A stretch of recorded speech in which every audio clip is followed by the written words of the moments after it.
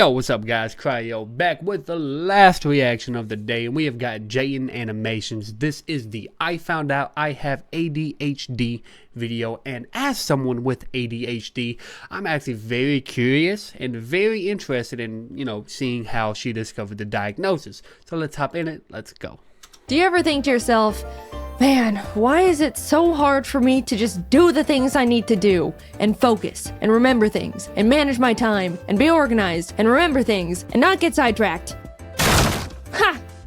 Yeah, me neither. When I was a kid, I was pretty much the picture-perfect depiction of a good student. I was well organized, always turned in my work on time, got good grades. I even did my homework. See, I was most of that without the organization. Yeah, I'm not a very well organized person by any means. Homework on Fridays instead of procrastinating until Sunday night. Sure, I didn't like studying and found it hard to focus during it, but who didn't? Saying all those qualities put together, that doesn't sound like the brain of someone with any kind of attention deficit hyperactivity disorder, does it? I was well behaved, didn't feel like I struggled much in school, and didn't cause any trouble.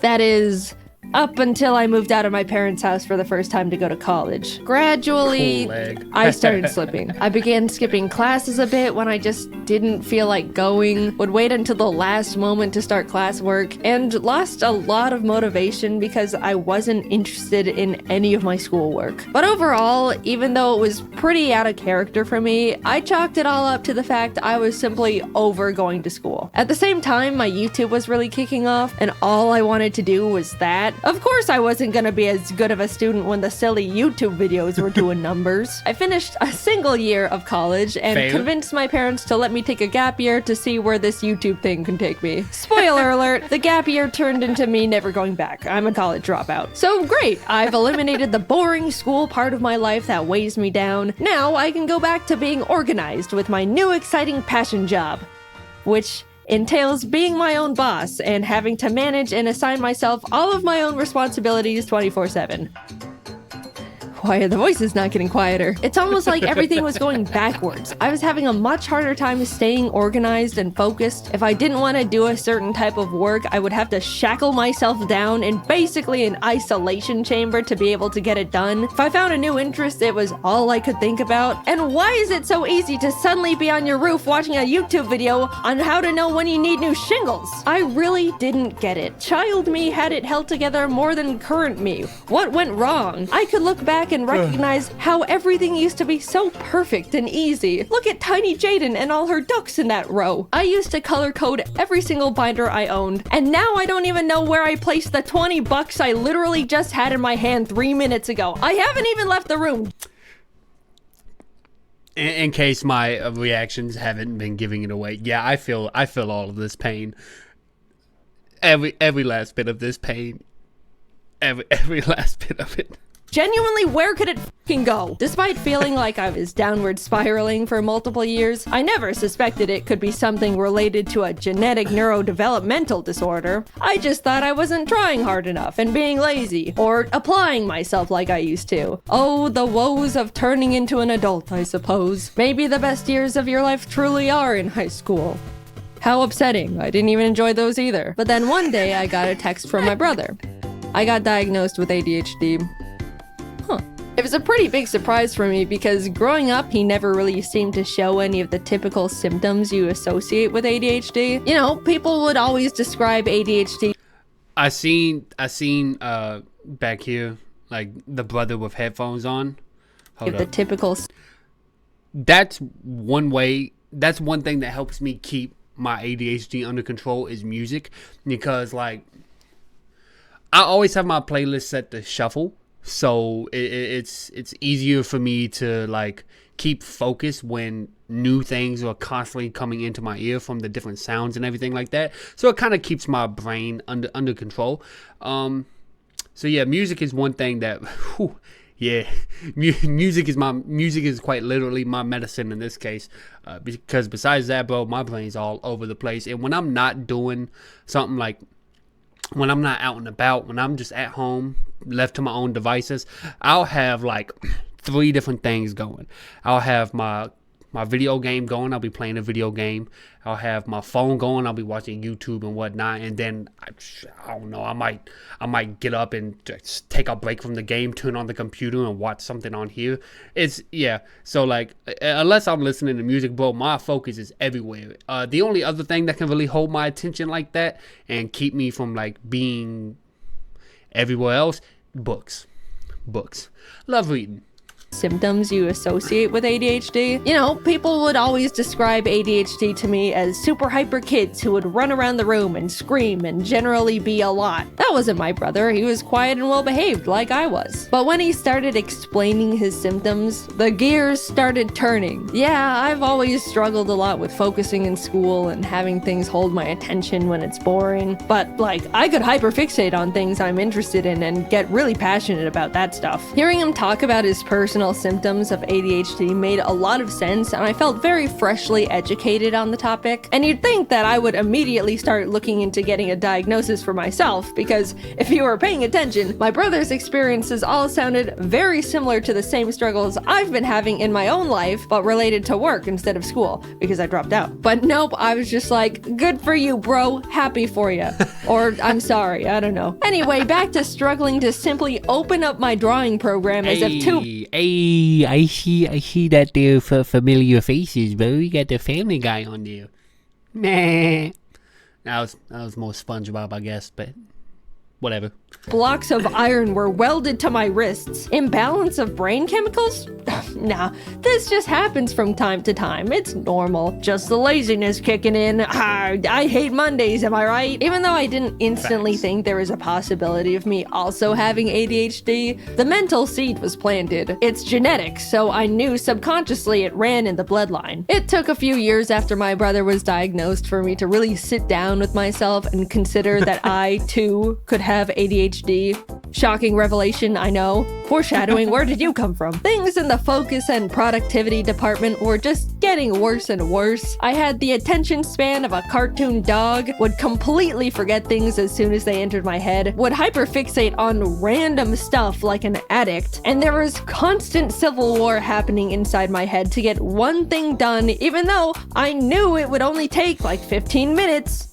You don't understand. It feels like physical torture to make myself sit down and lip sync a simple scene, like most of the time. You know, the thing I've been doing for 10 years at this point and am definitely used to doing. And yeah, once I've gotten going, then I'm honed in and you have to pry me away from it with a crowbar. I'm aware of that part. But nah, I'm still gonna scrap with myself to plant my ass in that chair because I don't even know why at this point. The biggest thing holding me back from feeling like I had ADHD has always been the simple memory of being in school and having my shit together. I know what it feels like to be on top of things and to be organized. I had it all in the palm of my little child hand. I just needed to summon it again with a bit more effort. But a light switched off in my brain and suddenly I'm just not capable of the things I used to be, and it feels pathetic. Simple tasks are such a mental burden, it feels like I'm out of control but can't do anything about it. So finally, I figured I would try and get myself diagnosed. What did I have to lose? If anything, they just tell me, no, you don't have ADHD, try a little harder and stop complaining. And yes, of course it took me like 8 months after deciding to get diagnosed to schedule the actual appointment. What did you expect? That's like the first checkmark box on the ADHD list. I started seeing a psychologist and he would ask the typical, do you have a hard time focusing? And I'd go, yeah, like this one time yesterday, and then he writes something down as I continue rambling on this hyper-specific example way too long for a neurotypical person. I met with him for a few weeks, and then it came down to diagnosis day. The nerves, man. I was so ready for him to say I'm a normal person who needs to suck it up. But instead, he was like, okay, so yeah, you definitely exhibit symptoms of someone with the inattentive type of ADHD. And autism. Yippee! My struggles are justified. I'm not crazy. Wait, what was that last part? He explained all the different ways ADHD affects me and the different areas I struggle with compared to others. He even gave me a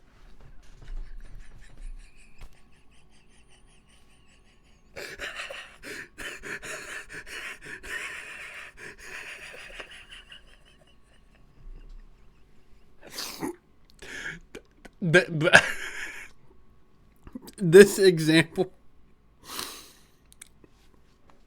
that shit about assassinated me. Holy shit. Different areas I struggle with compared to others. He even gave me a 37-page document of his conclusions and information on how my brain works, with graphs and pictures. I've read through it all a bunch of times now, and it's already really helped me understand how I tick. I call them the autism docs, but I'm not gonna get into that side of the diagnosis. Let's just brush that one away for now. There's a couple types of ADHD you can have: hyperactive, inattentive, and combined, which is both hyperactive and inattentive. Hyperactive is the type people typically go to when they think of a loud kid who can't sit still. People with this kind normally need to fidget, have low patience, tend to talk a lot, and have trouble staying seated, especially when they're That's me. That's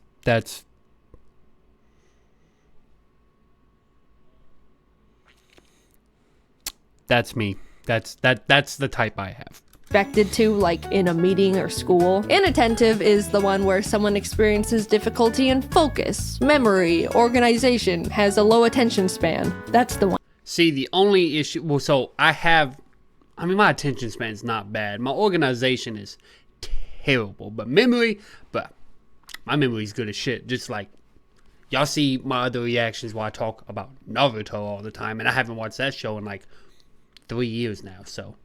One I have. It's self-explanatory, but if you have the combined type of ADHD, then you got it all. ADHD jackpot right there, my friend. I brought up during the appointments that I used to be such a good kid in school with seemingly zero ADHD symptoms, and how that part has always confused me. And he had a couple hypotheses about it. One, since my mom has always been a big source of my organizational influence, I was able to depend and lean on her for the majority of my school life for it. I felt like I was naturally capable of staying on top of things because she was right behind me the whole time, reminding me and guiding me through stuff. So when I moved out, everything started crumbling, which lines up pretty perfectly to when I did start struggling. Another explanation he gave was the fact that ADHD affects women differently than men, which is also less researched. Love to hear that one. Not only do women tend to be able to mask their symptoms better than guys, so it goes much more unnoticed, but they also experience ADHD differently. And research says there's a chance it can just start affecting women later in life. I'm no ADHD scientist though, that's just what I've been told by specialists. I don't know, I've just got the dang thing. Either way, those two explanations make a lot of sense to me and have since put my weird ADHD imposter syndrome to rest. I didn't really think that getting a diagnosis would change much about how I go about my life, but since getting my ADHD certificate and lollipop, it's completely revolutionized how I think and go about getting things done. It's still hard to get my ass into gear when I need to do one normal thing that's not difficult, but I'm much less hard on myself and will strike almost like these kinds of mental deals to loophole myself into getting things done. Like, for example, if I really don't want to edit a video, I'll say to myself,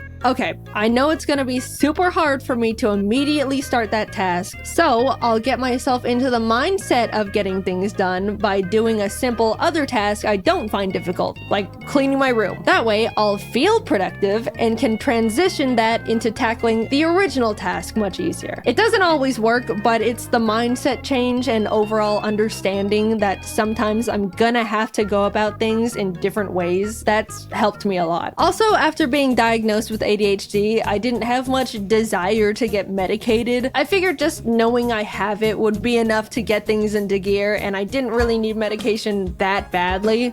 But the content creator in me also thought, well, if I'm gonna write a script about having ADHD, it would be nice to be able to talk about what it's like to be medicated, even just for a day. So I got prescribed good old. See, I think that's one. I don't think I was ever actually on any medicine for ADHD at all. I kind of just, I've never been big on medicine anyways. I've kind of just been the type to like tough it out. I know that's very, very stupid. Now, I mean, obviously when I'm sick, I really have no choice but to take medicine because I don't like how it feels to be sick. But besides that, like stuff with like ADHD, asthma, I used to have like real bad. My asthma used to be really, really bad. Then I got that under control. But I didn't really like taking my meds. Stupid, I know, but like, ADHD specifically though, I don't think I was ever on anything for my ADHD like at all. Classic instant release Adderall. Instant release means I don't have to take it every day. I can just take it when I need to get stuff done. It affects me immediately and then wears off after a few hours. There's also extended release, which is the kind you take every day and gives you a constant, steady stream of medication. It wasn't until I had the Adderall in my hands when I realized the idea of taking it for the first time made me nervous. Like, what is this thing gonna do to me? I have so many friends with ADHD, honestly a higher ratio than friends without it. That's how it goes in content creation. All these MFs have it. They were all telling me that it's awesome, how you'll take it and immediately feel like a god, and you can do anything and it's incredible. And yeah, that sounds great, but also like, what the hell? What do you mean I take this little pill and suddenly all of my problems seemingly disappear and I gain superpowers? That's scary. That sounds like the thing every adult in a 20-mile radius warned us about when we were kids. Am I gonna feel like a completely different person? I don't know if I'm ready to experience immortality. I put off taking Adderall for so long because I was irrationally scared of the tiny blue pill, but coincidentally, I really needed to get a script done. If I take too long to write a video script, then the team runs out of work to do, and then I have a bunch of people sitting around and waiting for me to give them more work so they can pay their bills and survive and stuff. But for the freaking life of me, I just could not get myself to sit down and write that script. My body and soul found it mentally easier to backflip off a bridge than write words on the computer. After literally 2 months of my brain going, ooh, you better write that script. I won't let you enjoy a single moment of your life if you aren't writing that script. I don't wanna. Get up, go to the bridge. After that constant loop, I finally swallowed my fears and took my first Adderall. I had talked to James a lot about what Adderall is like since he's been on it for a few years now. And after I took one, I was messaging him like, I did it. I ate an Adderall. How long does it normally take to start? How do I know? What do I do? And he was helping me a lot and giving me tips. Then, like 20 minutes later, I felt it. The voices are quiet. All the non-stop thoughts going on in my brain went silent. I could think clearly and in like a line. My mind wasn't racing a mile a minute. I was able to sit behind my laptop and write. It was incredible. I was messaging all my friends about it the entire time. I can write my script and not get distracted. I don't have to take a mental break every 10 minutes. I can remember things. Kelsey sent me a message and I thought, I'll check that in a bit. And I remembered to check it in a bit and respond. When I opened a new tab to look something up, I didn't go down a random unrelated rabbit hole. I picked up my phone to check something and didn't impulsively scroll Twitter for an hour. I can write words so easily. How am I doing this? What do you mean I can feel like this whenever I want if I just eat the tiny blue pill? I refuse to believe regular people can function like this on a day-to-day basis. No way. It wouldn't be fair. You guys don't have loud, non-stop voices in your heads preventing you from doing normal things? Come on, just admit it. You can't pick something up and immediately keep remembering what you were supposed to be doing with it. You always forget and feel crazy. Come on. Come on. I was so suspicious that on Adderall, either nothing would happen and I just wouldn't feel anything, or I would feel like I'm a totally different person experiencing some higher-than-life manic episode. But no, I just felt like myself, but with my shit together. And that's the part I couldn't believe. After 2 months of war, I finally was able to plant myself down and write my damn script. You wanna know what script I wrote while experiencing Adderall for the first time? This one. This one. I was struggling to write a script about ADHD, and the thing that finally pulled it out of me was Adderall. Come on, you gotta admit that's funny. Yeah, it was great. I didn't think my head was loud before, or I was that impulsive, or had that hard of a time focusing. But now that I've been able to peacefully sit in one spot for hours and not need to take a break or check social media or get distracted by some stupid tangent I don't actually care about, yeah, this changes things. I still can't believe what I was able to accomplish. Writing a script in 3 hours. Compared to my typical 12 hours, aka one mediocre thing with no struggle at all. And you want to know what I did right after I wrote this script? I immediately got up and cleaned the birds' room without rotting in bed for 3 hours beforehand. I just went from one task to another.